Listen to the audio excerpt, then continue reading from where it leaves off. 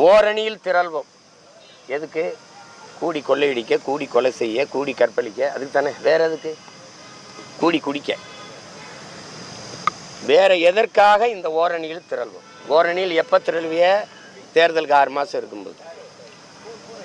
அதுக்கு முன்னாடி என்ன பண்ணுவீங்க? என்ன பண்ணுவீங்க?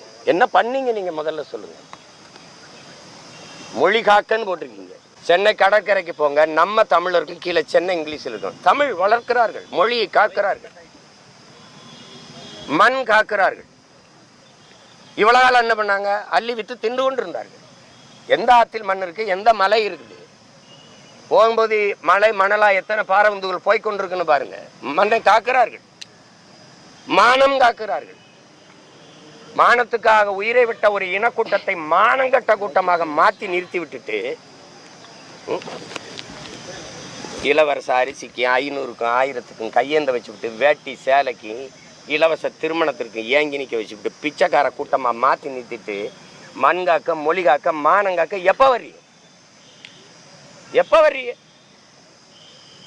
வந்து உங்களுக்கு என்ன பிரச்சனை? அப்படின்னு பிரச்சனையே 60 ஆண்டுகளாக நீங்கள் தான்.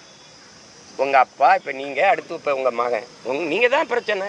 நாட்டுக்கு பிரச்சனையே என்னன்னு தெரியாமல் இப்போ தான் வந்து பிரச்சனை என்னன்னு